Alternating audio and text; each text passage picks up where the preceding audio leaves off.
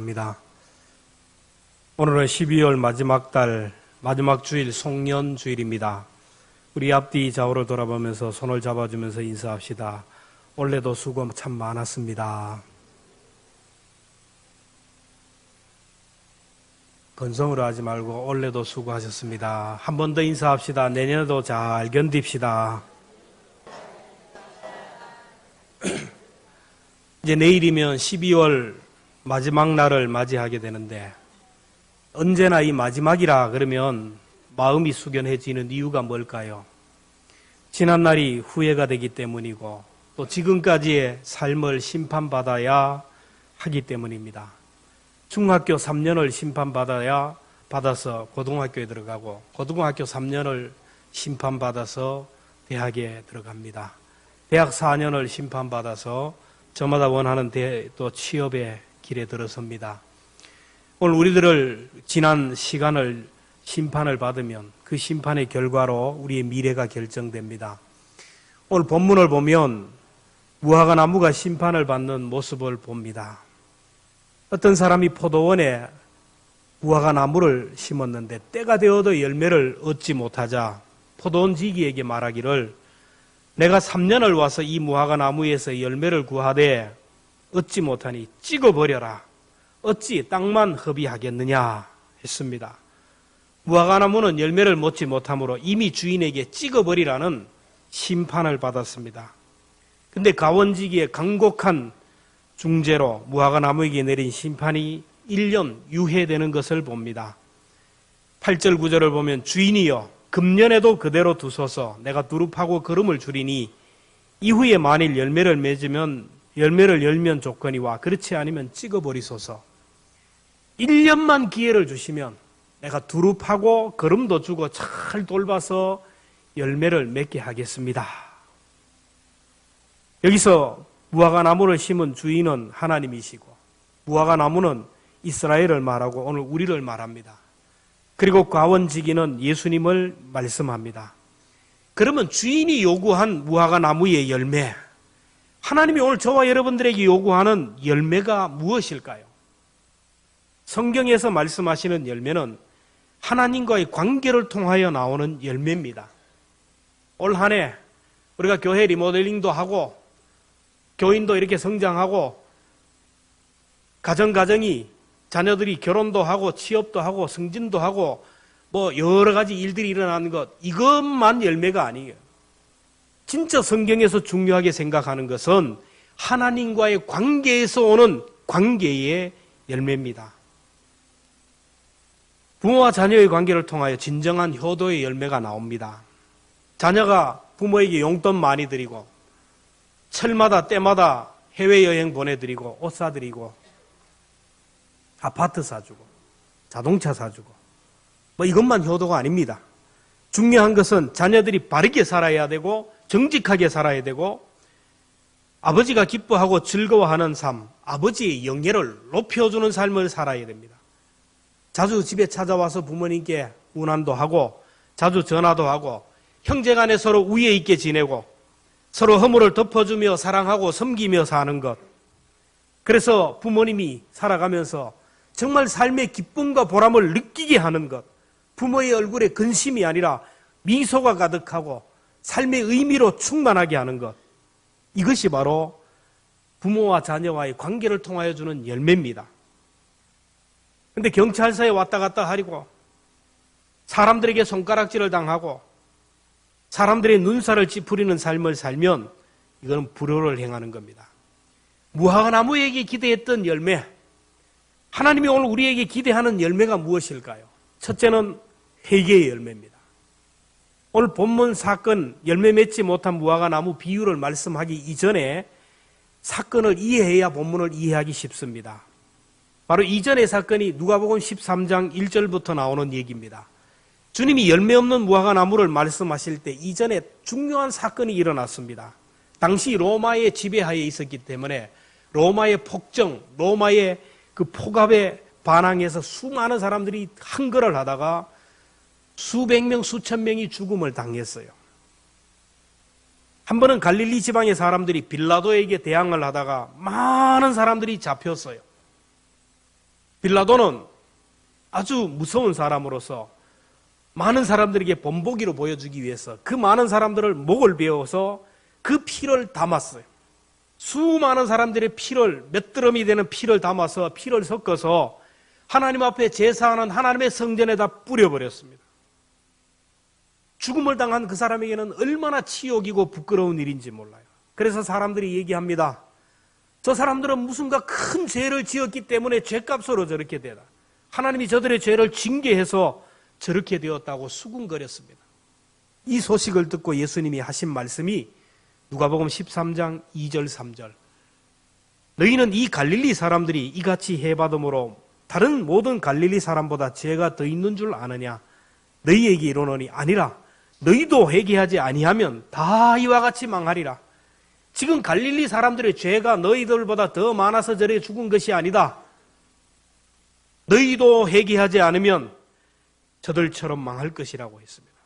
또 한 사건이 일어납니다.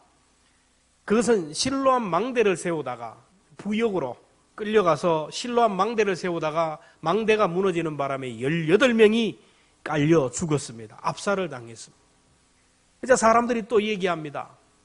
저 사람들은 무슨 죄를 지어서 그렇다고. 하나님이 저들의 죄를 징계했기 때문이라고. 그래서 수군거렸습니다. 그때 예수님이 말씀하십니다. 누가복음 13장 4절 이하에 보면 실로암에서 망대가 무너져 치어 죽은 18사람이 다른 모든 사람보다 죄가 더 있는 줄 아느냐? 너희에게 이르노니 아니라 너희도 만일 회개하지 아니하면 다 이와 같이 망하리라.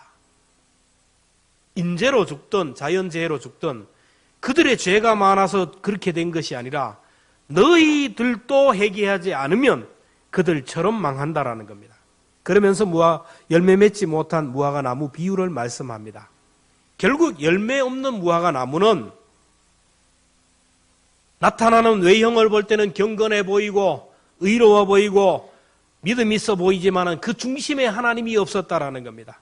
겉으로 볼 때는 성경책 들고 다니고 예배 드리는 것을 보면 거룩해 보이고 주여 주여 하며 살지만 실제적인 삶 속에 들어가 보면 하나님이 없이 나여 나여 자기 중심으로 내 생각, 내 경험, 내 이성, 내 감정에 매여 살아가는 삶.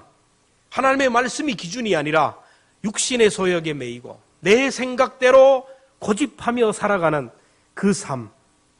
그래서 하나님의 성품을 잃어버리고 형이학적인 삶을 살아가고 땅의 사람으로 살아가는 것은 회개가 없는 삶입니다. 여러분, 눈물을 흘린다고 회개가 아니에요. 주일날 나와서 참회의 기도를 드린다고 해서 회개가 되는 것이 아닙니다. 눈물을 흘리는 것도 중요하고 우는 것도 중요하고 후회하는 것도 중요하지만 회만 하면 안 되는 거예요. 개가 있어야 됩니다. 돌이키는 삶, 삶의 열매, 회개의 열매가 있어야 된다라는 것입니다. 그래서 마태복음 3장 8절에 보면 회개에 합당한 열매를 맺으라. 회개에 합당한 삶, 회개한 자로서의 수정된 삶, 고쳐진 삶이 있어야 된다라는 겁니다. 그래서 마태복음 7장 21절에 보면 나더러 주여 주여 하는 자마다 다 천국에 들어갈 것이 아니요 다만 하늘에 계신 아버지의 뜻대로 행하는 자라야 들어가리라. 회개는 메타노이아라는 말이에요. 제가 여러분에게 한번 말씀드렸습니다. 이 메타노이아라는 말은 군사적인 용어입니다. 옛날에는 전쟁을 하면 전쟁에서 승자가 있고 패자가 있어요. 그래서 전쟁하면 목숨 걸고 싸워 이기면 승자가 되면 종이 생기고 노예가 생기고 엄청난 전리품을 얻게 됩니다. 전쟁에서 지면 그 순간부터 나라를 잃어버리고 주권을 잃어버리고 자기 신분을 잃어버립니다. 그래서 포송칠에 끌려서 노예가 되어서 줄줄이 엮여서 다른 나라로 정복 국가로 끌려갑니다. 그러면 수많은 사람을 줄을 세워놓고 한 명씩 단 위에다 올려놓습니다. 올려놓고 메타노이아, 지금부터 너희들은 지금까지는 너희 나라의 왕의 통치를 받고 무슨 나라 백성으로 살고 무슨 나라 백성의 법을 지키면서 살았지만 지금부터는 너희 왕이 바뀌었다. 나라도 바뀌고 신분도 바뀌었다. 그러므로 이 나라 왕의 통치를 받겠느냐? 이 나라의 법에 순종하며 살겠느냐? 이 나라 백성으로 살겠느냐? 메타노이아, 했을 때 예 하는 사람은 그 순간부터 살아요. 그 나라 백성으로 살고 그 나라 백성으로서의 특권을 누리며 살아갑니다. 그러나 노 하는 순간 그 자리에서 목이 날아가는 거예요. 이게 바로 메타노이아입니다. 오늘 우리들은 죄와 사망에서 해방되어서 사랑의 나라의 포로로 잡혀왔습니다.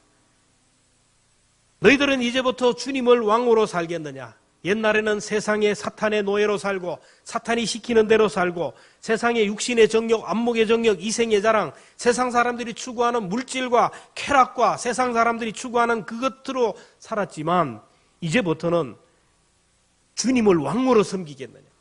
이제부터는 하나님의 나라의 백성으로 살겠느냐?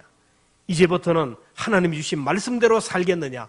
메타노이아라는 질문에 아멘, 그렇게 하겠습니다 하면서 하나님을 향하여 서고 하나님의 말씀에 귀를 기울이고 하나님 주신 말씀에 온전히 순종하며 살면 천국 백성이 되고 천국의 특권을 누리게 됩니다. 이것이 바로 회개에서부터 시작되는 거예요. 마태복음 3장 10절에 보면 이미 도끼가 나무 뿌리에 놓였으니 좋은 열매를 맺지 아니하는 나무마다 찍어 불에 던지랴. 오늘 우리에게 이미 심판의 도끼가 놓여져 있어요. 하나님이 메타노이아라고 계속해서 우리에게 말씀합니다. 그럴 때 아멘 하고 돌이키는 삶, 회개하는 사람에게는 살 길이 열립니다. 하나님은 우리들에게 하나님을 등지고 말씀을 등지고 말씀에 순종하지 않으면서 내 생각대로 내 이성대로 내 감정에 내 방법대로 살아갈 때 날마다 우리에게 메타노이아를 외칩니다. 그럴 때 돌이키는 사람은 살 길이 열리고 천국 길이 열리고 형통의 길이 열립니다. 회개는 영원한 천국 문을 여는 열쇠가 되는 거예요. 내일을 기대하지 마십시오. 내일도 주어진다는 생각하지 마세요. 오늘 내 옆에 이미 도끼가 놓여져 있어요. 회개, 오늘 이 시간 하나님이 오늘 우리에게 메타노이아를 주의 종을 통하여 선포할 때 아멘으로 순종하는 사람은 소망이 있지만 그것을 거부하는 순간 오늘이 마지막이 될 수가 있다라는 거예요. 우리 모두는 장담할 수가 없어요. 하나님의 도끼가 오늘도 내 옆에 주어졌다라는 거. 하나님이 오늘 우리에게 요구하시는 회개의 열매를 날마다 맺혀갈 수 있는 저와 여러분 되기를 주의 이름으로 축원합니다. 무화과 나무에게 기대했던 열매, 하나님이 저와 여러분들에게 그토록 기대하는 열매는 뭘까요? 사랑과 용서의 열매입니다. 회개하여 하나님과의 바른 관계를 맺으면 하나님이 원하는 열매가 맺혀요. 하나님의 자녀가 되면 하나님 자녀요 하나님 아버지와의 좋은 관계 속에서 하나님의 성품이 드러나고 하나님의 성품인 사랑의 마음이, 긍휼의 마음이, 자비의 마음이 나타나는 거예요. 삶으로 사랑하는 말이 나와요. 사랑의 행동이 나옵니다. 긍휼의 마음이 나오고 긍휼의 행동이 나옵니다. 용서하게 되고 허물을 덮게 됩니다. 사랑의 하나님과 좋은 관계를 맺은 사람은 주님의 눈으로 봅니다. 주님의 심장으로 봐요. 긍휼의 마음으로 보고 인자한 마음으로 사람을 대합니다. 하나님이 오늘 우리에게 요구하는 열매는 하나님과의 관계를 통하여 오는 열매입니다. 하나님 안에 있고 하나님과 붙어 있고 하나님과 바른 관계만 맺으면 얼마든지 열매를 맺어요. 여러분, 성령의 은사와 성령의 열매는 달라요. 성령의 은사는 갓 교회 출석한 사람들도 받을 수 있어요. 방언도 하고 예언도 하고 통역도 하고 병자를 위하여 기도하면 병이 고치고 온갖 능력이 나타날 수 있습니다. 이거는 하나님이 그 사람에게 하나님의 나라를 위하여 주는 하나의 도구입니다. 도구. 근데 그 일이 끝나면 그 도구를 빼앗아갈 수 있고 도구를 받은 사람이 교만하면 얼마든지 빼앗아가요.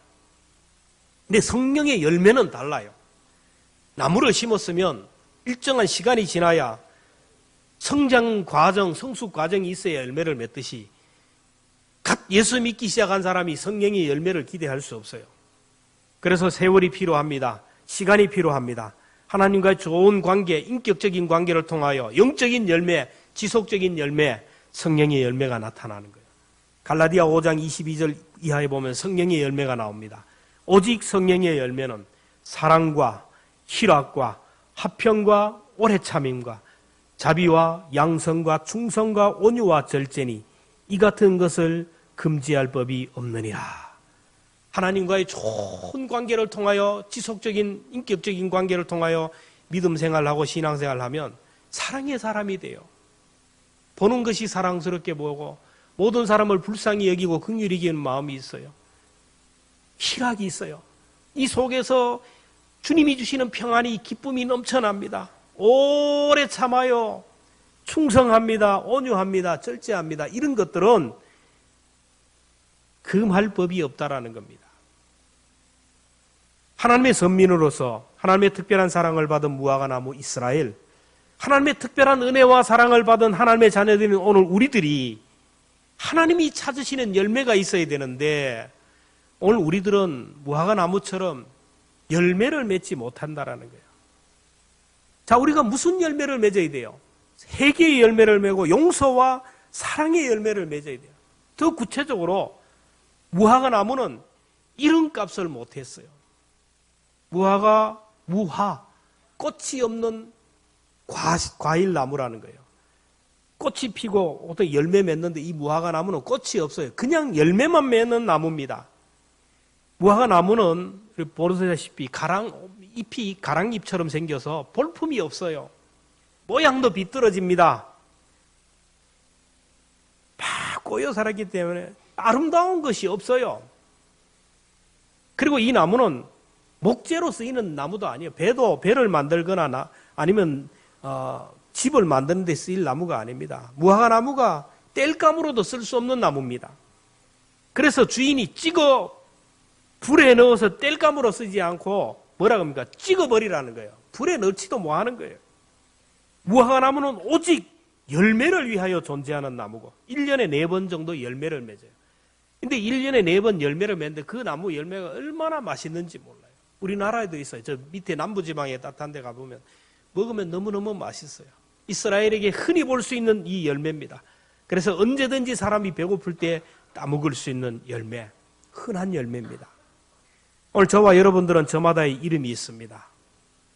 저는 교회에서 담임 목사라는 이름이 있고 집에 가면 아빠라는, 그리고 아내에게는 남편이라는 이름이 있고, 그리고 삼촌, 매형, 형부, 사위, 동생, 그리고 사회에서도 여러 가지 이름이 있어요. 가만히 생각하면 이름값을 제대로 못하고 사는 것 같습니다. 아이들에게 좋은 아빠가 되지 않았음에도 불구하고 기대 이상으로 아이들이 너무너무 좋아하고 존경하고 매일 전화하고 카톡으로 연락하고 그래요. 집사람에게 좋은 남편이 되어주지 못하고 있음에도 불구하고 쫓겨나지 않고 삼시세끼 밥을 얻어먹어요. 광성교회에서는 담임 목사라는 이름값을 제대로 하고 있지 못함에도 불구하고 하나님의 마음을 품은 사람들, 성령의 마음, 긍휼의 마음을 품은 사람들의 그 인내로 이렇게 사역하고 있어요. 저는 광성교회 목사로서 제가 해야 할 본질적인 사명이 있음에도 불구하고 가끔 나는 다른 것도 할 수 있다라는 생각을 할 때가 많아요. 내가 목사가 아니면 내가 다른 것 더 잘한다. 사업을 해도 나는 돈을 엄청나게 벌 수 있다. 지금도 자신이 있어요. 농사를 지어도 나는 잘 할 수 있다. 내가 뭘 해도 나는 할 수 있다. 이런 마음을 가질 때가 있어요. 근데 하나님이 저에게 요구하는 열매는 목회 열매밖에 없는데 이것을 위해 세워줬는데 자꾸 다른 생각을 할 때가 있어요. 여러분들도 교회에서나 가정에서나 사회에서 저마다 이름이 있는데 이름값을 얼마나 하고 있습니까? 목사는 목사로서 해야 할 일이 있고 장로는 장로로서 해야 할 일이 있고 권사는 권사로서, 집사님은 집사님으로서 직분자들이 저마다 맞는 사역이 있어요. 저마다의 자리에서 이름값을 할 수 있기를 주님의 이름으로 축원합니다. 무화과 나무는 이름값만 못한 게 아니고 나이값을 못했어요. 주인이 무화과 나무를 심고 다음 해에 와서 열매를 구하지 않았어요. 7절에 보면 내가 3년을 와서 이 무화과 나무에서 열매를 구하되 얻지 못하니, 무화과 나무는 3년이면 열매를 내는 유실수입니다. 3년이면 열매를 맺을 수 있는데 나무의 주인은 5년째 되어야 그 열매를 먹을 수 있도록 율법에 말씀하셨어요. 레위기 19장 23절 같이 한번 읽어봅니다. 시작. 너희가 그 땅에 들어가 각종 과목을 심거든 그 열매는 아직 할례를 받지 못한 것으로 여기되 그 3년 동안 너희는 할례 받지 못한 것으로 여겨 먹지 말 것이요 넷째 해에는 그 모든 과실이 거룩하니 여호와께 드려 찬송할 것이요 5 해에는 그 열매를 먹을지니 그리하면 너희에게 그 소산이 풍성하리라. 3년 동안 맺힌 열매는 못 먹어요. 할례 받지 못해서. 4년째 열리는 열매는 거룩한 것이기 때문에, 첫 것이기 때문에 하나님 앞에 드려야 돼요. 그리고 5년째부터 열리는 열매가 그 사람이 먹어요. 근데 나무를 심고 나서 3년이 되었는데도 열매가 없어. 못 먹으니까 올해는 안 맺어도 된다. 그 다음 해에 하나님 앞에 드리려고 준비하고 왔는데 열매가 없어요. 그때부터 이제 분노하는 것이죠. 그래도 하나님 앞에 드린 거니까 안 열려도 좀 괜찮다. 이렇게 생각할 수 있어요. 근데 5년째 그렇게도 기다리고 내가 먹어야 할, 내가 지금부터 먹을 수 있는 열매 기대하고 왔는데 열매가 없었다라는 겁니다. 충분히 열매 맺어야 할 나이가 되고 연륜이 되었는데 열매가 없었다라는 것이죠. 사람은 세월이 흐르고 나이를 먹어가면서 연륜이 쌓이면서 나타나는 열매가 있어야 됩니다. 아이가 태어나서 때가 되면 뒤집어야 돼요. 눕혀놨는데 이놈이 그냥 때가 됐는데도 뒤집지도 못하고 앉아있고, 옹알이도 못하고 앉아있고, 때가 되면 일어서 걸어야 되는데 걷지도 못한다면, 때가 되어서 학교를 가야 되는데 학교도 못 간다면, 때가 되면 결혼도 하고 아이도 낳고 직장도 가고 돈도 벌고 효도를 하고 뭔가 일을 해야 되는데 도무지 뒤집어지지도 못하고 대소변을 가리지 못한다면 이 안타까운 것입니다. 공자는 말하기를 15세의 학문의 뜻을 두고 30세의 목표를 세우고 40이 되어서는 부록 어떤 일에도 미혹하지 않고 흔들리지 않았다. 그리고 50의 지천명 하늘의 뜻을 깨달았다고 했습니다. 60에서는 이순 기가 순리를 따르기 시작했고 70 고희 하고 싶은 것을 해도 법도를 버리지 않았다. 여러분 60이 되면 기가 순리를 따르고 좋은 것을 듣고 좋은 말을 한다라는 거예요. 세상 사람도 그래요. 60이면 이순 아무거나 안 듣는 거예요. 갈아서 듣습니다. 분별해서 듣습니다. 들은 대로 말하지 않습니다. 좋은 말을 합니다. 70이 넘으면 어떤 일을 해도 넘어지지 않고 말씀을 벗어나지 않는 거예요. 성경에서 얘기하는 나이는 생물학적 나이가 아니고 신앙의 연륜을 얘기하는 겁니다. 교회 처음 오신 초신자들에게 여러분 새벽 기도 하세요. 11조 꼭 해야 됩니다. 안 그렇습니다. 아직 때가 아니기 때문에 기다리는 거예요. 근데 신앙의 연륜이 깊어지고 예수 믿은 지 오래되었는데도 불구하고 열매가 없다면 문제가 있는 것이죠. 인생의 종말을 향하여 달려가면 하나님 앞에 가지고 갈 열매가 있어야 되는데 하나님 나라에서 얻을 상급을 쌓으면서 살아야 하는데 그 상급이 없다면 안타까운 것입니다. 애굽의 바로 왕이 야곱을 만납니다. 그러면서 야곱에게 묻습니다. 당신의 나이가 얼마냐? 여러분 사람에게 나이를 물을 때는 둘 중에 하나입니다. 너무 동안이면 나이가 얼마입니다 물어요. 또 하나는 자기가 생각했던 것보다 너무 얼굴이 상하고 늙어 보이면 몇 살입니까 물어요. 지금 바로가 야곱에게 당신의 나이가 얼마냐고 물었을 때는 동안이라서 물은 게 아니에요. 보니까 나이도 얼마 안 된 것 같은데 나보다 많지도 않는 것 같은데 완전히 얼굴이 그냥 같다라는 것이죠.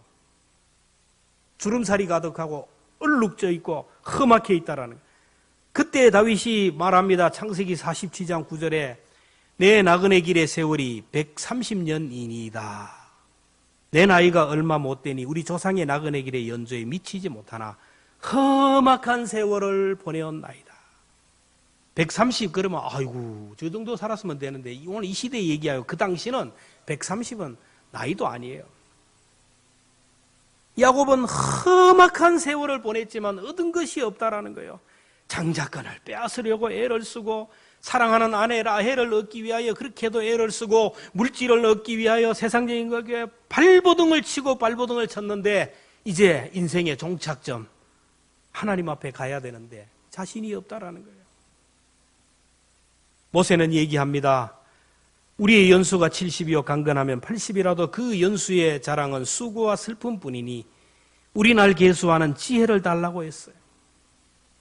여러분 안동에서 부산 가는 사람이 기차를 탔다면 타고 가다 보면 안동에서 부산까지 가면 부산에 도착하려면 뭘 합니까? 짐을 싸야 돼요.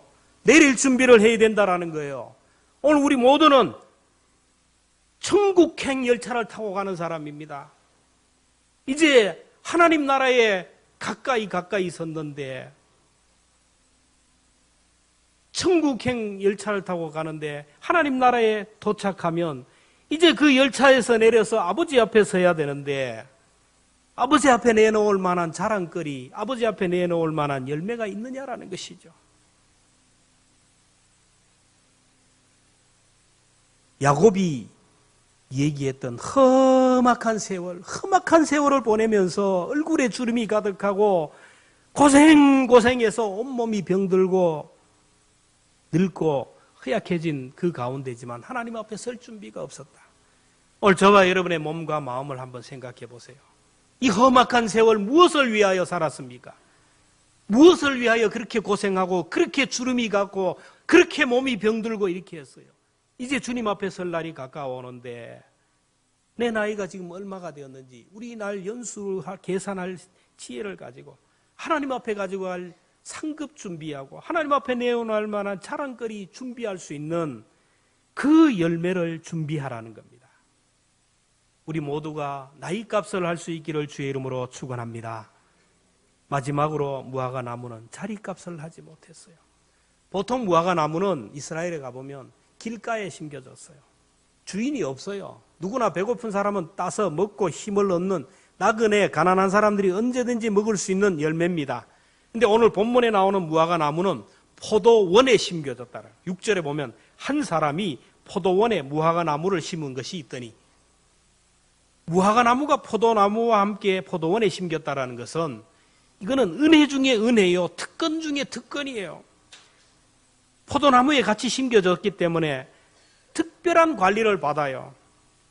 거름도 주고 가지치기도 해주고 물도 주고 특별한 보호를 받으며 자랐다라는 겁니다. 그럼에도 불구하고 열매가 없었으니 자리값을 못한 겁니다. 그렇다면 오늘 우리들은 자리값을 하고 있습니까? 저는 어릴 때부터 교회에 다녔어요. 아동부 예배도 드리고 중고등부 예배도 드리고 어른 예배 다 드렸어요. 어릴 때부터. 낮 예배 드리고 오후 예배 수요일 다 드렸어요. 근데 낮 예배 드리면 장로님들이 그렇게 안 많아서 기도를 돌아가면서 하는데 장로님의 기도를 보면 똑같아요. 얼마나 그렇게 똑같이 하는지 몰라요. 그래서 장로님이 기도하면 내가 앞서 나가면 속으로 그대로 따라오는 것을 봐요. 근데 그 장로님들의 기도 중에 아직도 귀에 쟁쟁한 기도 제목이 있어요. 오늘도 교회 문지방만 닳게 하는 성도가 없게 하옵소서. 교회 공기만 혼탁하게 하는 성도가 없게 하옵소서. 그래서 어린 저는 교회에 들어갈 때 문지방은 안 밟고 넘어갔어요. 문지방 닳게 하는 사람인 줄 알고. 교회 공기를 혼탁하게 하지 않게 해서 잠이 와도 하품도 안 했어요. 한마디로 자리값을 하는 성도가 되게 해달라는 기도입니다. 저는 광성교회 부임한 지 13년이 되는데 13년 동안 광성교회 담임 목사의 자리에 앉아 있습니다. 저는 성도들이 싫어하는데 그냥 이 자리에 앉아 있지 않는지 자리값을 하고 있는지 늘 생각합니다. 이 자리에 저는 연연하지 않아요. 저보다 더 훌륭한 사람이 있는데 자리만 차지하고 있지 않는지를 늘 생각합니다. 저뿐만 아니라 여러분들도 자리값을 하고 있는지를 생각해 봐야 됩니다. 나보다 더 똑똑하고 나보다 더 유능한 사람이 있는데 내가 이 자리를 차지하고 앉아서 결국 자리값도 뭐 하든지 생각해야 돼요. 오늘 우리들은 무화과 나무와 같은 존재들인데 이름값도 못합니다. 나이값도 못합니다. 자리값도 못합니다. 벌써 찍어버리라는 판결을 받은 존재들입니다. 벌써 인생의 마침표를 찍고 지옥에 떨어져야 할 존재들입니다. 근데 아직도 우리가 이렇게 살아서 하나님 앞에 서 있는 이유는 우리의 중보자 되신 예수 그리스도의 중보의 기도 때문인 줄로 믿습니다. 금년에도 그대로 두서서 한 해만 기회를 주시면 제가 두릅하고 거름도 주고 물도 주고 비료도 주고 영양분을 주어서 제가 열매 맺게 하겠습니다. 중보자 예수님이 우리를 믿고 기다려 주셨기 때문에 오늘을 살아가는 거예요. 여러분, 나는 당연히 내년 한 해 건강하게 살 것이다. 내년 한 해 내 연대가 계속될 것이다. 나는 내년에도 숨 쉬고 살고 내년에 우리 직장도 이상이 없고 우리 가정도 이상이 없고 내년에는 평탄할 길이 열릴 것이다. 그 생각하면 안 돼요. 지금 내 앞에 도끼가 놓여져 있어요. 도끼가. 내년을 살 수 있는 것은 예수 그리스도의 중보 기도 때문에 하나님 보좌 우편에서 하나님 2019년 한 해만 하나님께서 저희 생명을 붙들어 주시고 건강을 붙들어 주시고 직장과 사업들을 붙들어 주옵소서. 내년에 열매 맺게 하겠습니다. 주님의 중보 때문에 내년 한 해가 우리에게 기회로 주어질 때가 있다라는 거예요. 주님이 믿고 기다렸기 때문에. 2002년 월드컵 때 우리 나라가 4강에 올랐는데 모든 국민이 선수고 응원이었어요. 그때 국민들의 기대를 저버리고 공격수로 나갔다가 문전에서 헛발질을 하던 사람들, 결정적일 때 막 공을 빼앗기면 사람들이 뭐라 합니까? 막 욕을 막 하죠. 소리를 하면서 뭐라 합니까?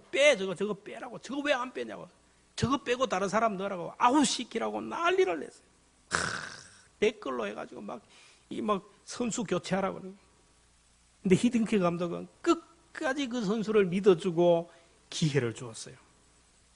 자기가 실수하고 자기가 이름값도 못하고 그렇게 자리값도 못하면 알아요. 얼마든지 너는 아웃, 다른 선수 들어가야 되는데 히딩크가 끝까지 밀어주고 기회를 줄 때 결정적일 때 골을 넣은 사람이 그 사람들이에요. 그 사람들이 그렇게 해서 내게 준 기회, 감독의 기대를 내가 저버리지 않겠다가 목숨 걸고 뛰어나가서 공격하고 그래서 그 골을 넣어서 우리나라가 4강에 들어갔어요. 박항서 감독이 베트남에서 영웅이 되었는데 그의 리더십도 마찬가지입니다. 끝까지 선수를 믿어주고 끝까지 기회를 줘요. 여러분, 참지 못하고 인내하지 못하고 섣불리 정죄하고 판단하는 것은 사탄의 생각입니다. 끝까지 믿어줬어요. 언젠가는 잘하겠지. 믿어주고 기회를 주니까 그 선수들이 감독의 기대에 부응해서 초능력적인 힘을 발휘했어요. 오늘 우리들은 모두는 무화과 나무와 같은 존재들입니다. 주님은 우리를 이렇게 믿어주고 또 믿어주고 끝까지 기대하고 계시는 거예요.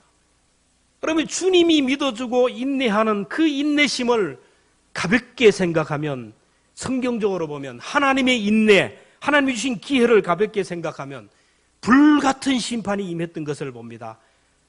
그 하나님이 참아주고 인내하고 기회를 줄 때 회개하지 않을 때는 여러분 그 기회는 한순간에 무너지는 것을 봐요.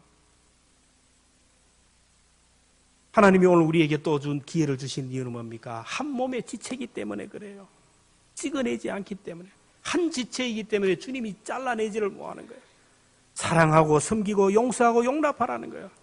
저는 제일 화가 나고 짜증나는 일은 맛있는 음식을 먹다가 혀를 깨물었을 때, 잇몸을 씹었을 때, 맛있을 때 팍팍 먹다가 한번 혀를 씹거나 잇몸을 씹어버리면 막 밥맛이 확 달아나요.